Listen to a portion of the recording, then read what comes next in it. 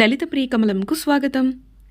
ముందుగా నా ఛానల్ని సబ్స్క్రైబ్ చేసుకున్న మీ అందరికీ మై హార్ట్ఫుల్ థ్యాంక్ యూ అండి. నా ఛానల్లో కుకింగ్, వ్లాగ్స్, ఇంటర్మీడియట్ ఫాస్టింగ్ ద్వారా వెయిట్ లాస్ ఎలా అవ్వచ్చో వీడియోస్ ఉంటాయి.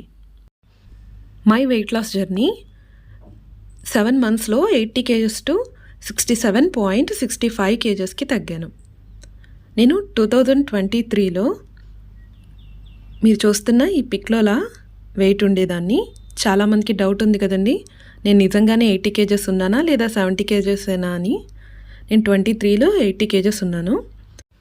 30+ తర్వాత హార్మోనల్ ఇంబ్యాలెన్స్ వల్ల నేను వెయిట్ పెరిగాను. లేడీస్కి వచ్చే ప్రాబ్లమ్స్ ఎలా ఉంటాయంటే PCOD, PCOS లక్షణాలే hormonal imbalance, weight put on అవడం, ఇర్రెగ్యులర్ పీరియడ్స్. వెయిట్ తగ్గడం వల్ల PCOD, PCOS ప్రాబ్లమ్స్ కూడా తగ్గుతాయి. ఇది మీరు చూసే ఈ పిక్ 2021లోది. ఆ టైంలో నేను 65 kgs ఉన్నాను. 80 kgs ఉన్నప్పుడు వెయిట్ లాస్ కోసం లంచ్లో ఒక చపాతీ, కర్రీ, డిన్నర్ కూడా 7 లోపు చేసేదాన్ని. ఒక చపాతీ, కర్రీ తీసుకునేదాన్ని. 2 weeksలోనే నేను 5 kgs వరకు వెయిట్ లాస్ అయ్యాను. 75కి వచ్చాను. 30 minutesలో 3 kilometers నడిచేదాన్ని. అలాగే 1/2 hour యోగా, ఎక్సర్సైజ్ చేసేదాన్ని. మీరు చూసే రెసిపీ పన్నీర్ బుర్జీ. ఇదే డైట్ కంటిన్యూ చేసిన తర్వాత నేను వెయిట్ తగ్గలేదు. అదే 75 kgsలోనే నా వెయిట్ స్టక్ అయింది. నెలల తరబడి అయితే చపాతీ తింటూ ఉండలేకపోయానండి. అందుకే నెక్స్ట్ నా డైట్లో కొన్ని ఫుడ్ చేంజెస్ చేశాను. బ్రౌన్ రైస్ తీసుకునేదాన్ని. ఫుడ్లో చేంజెస్ చేశాను కానండి, ఇంటర్మీడియట్ ఫాస్టింగ్ కానీ ఎక్సర్సైజ్ కానీ మానకుండా చేసేదాన్ని. ఇంటర్మీడియట్ ఫాస్టింగ్ అంటే 16 hours ఏం ఫుడ్ తీసుకోకుండా ఫాస్టింగ్ ఉండేదాన్ని. 8 hours ఫుడ్ తీసుకునేదాన్ని. నేను చూస్ చేసుకుంది మార్నింగ్ 10 నుంచి ఈవినింగ్ 6 or 7 లోపు ఫుడ్ తీసుకునేదాన్ని. బ్రౌన్ రైస్, మధ్య మధ్యలో చపాతీ తింటూ ఉండేదాన్ని రైస్ బదులు. దానివల్ల మరొక 5 kgs లాస్ అయ్యాను. 70 kgsకి వచ్చాను.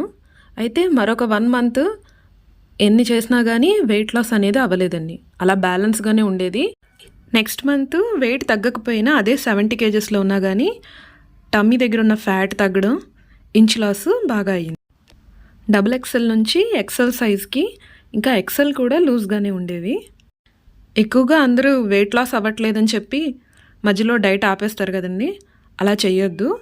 ఎప్పుడైతే వెయిట్ తగ్గట్లేదో అప్పుడే మనకి ఇంచ్ లాస్ అనేది బాగా కనిపిస్తుంది అనమాట.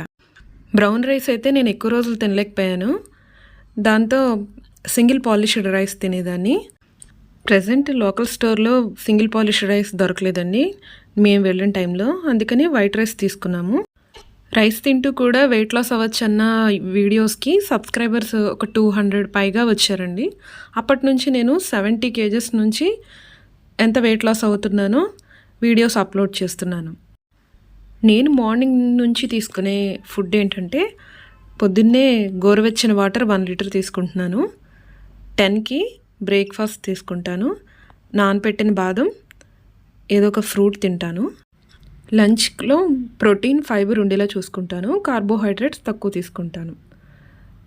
ఎగ్ డైలీ 2 తీసుకుంటాను. అలాగే ఒకవేళ ఎగ్ తినని రోజుల్లో అయితే బఠానీ, సోయా, పన్నీర్, మష్రూమ్ ఈ ఫుడ్ ఐటమ్స్ తీసుకుంటాను. అలాగే పప్పులు, ఎర్రకందిపప్పు, పెసరపప్పు, కందిపప్పు, క్యారెట్ డైలీ తింటాను. లంచ్ అయిన తర్వాత గ్లాస్ మజ్జిగ తాగుతాను డైలీ. 16 hours ఫాస్టింగ్ ఉండడం వల్ల గ్యాస్ ఫామ్ అయ్యి గ్యాస్ట్రిక్ ట్రబుల్ వచ్చే సమస్యలు కూడా ఉంటాయి చాలామందికి. అందుకే నేను డైలీ మజ్జిగ మాత్రం కంపల్సరీ తాగుతాను. స్నాక్ ఏదైనా ఫ్రూట్ తింటాను, లేదా బెల్లంతో చేసిన ఏదైనా స్వీట్స్ ఏమన్నా స్మాల్ క్వాంటిటీలో తీసుకుంటాను. ఫ్రూట్స్లో ఎక్కువగా పుచ్చకాయ, తర్బూజా, పపాయ ఎక్కువ తీసుకునేదాన్ని. అలాగే జామకాయ, దానిమ్మ గింజ. వెయిట్ లాస్ 80% డైట్ వల్ల తగ్గుతామండి. 20% ఎక్సర్సైజ్ వల్ల. ఎక్సర్సైజ్ చేయడం వల్ల కరెక్ట్ ప్లేస్లో ఫ్యాట్ అనేది కరుగుతుంది. నేను వెయిట్ లాస్ అవ్వడానికి ఇంటర్మీడియట్ ఫాస్టింగ్ బాగా యూజ్ అయిందండి. హెల్దీ డైట్ తీసుకోవడం వల్ల నా హెల్త్ ప్రాబ్లమ్స్ కూడా మెల్లిగా సాల్వ్ అయినాయి. ఇది నా ఫస్ట్ వ్లాగ్ అండి. నెక్స్ట్ వీడియోలో మరింత కంటెంట్ ఉండేలా చూసుకుంటాను. వెయిట్ లాస్ జర్నీలో నాకు తలనొప్పి వచ్చినప్పుడు ఎటువంటి ఫుడ్ తీసుకున్నానో నెక్స్ట్ వీడియోలో షేర్ చేసుకుంటాను. Please like, share, comment and subscribe my channel.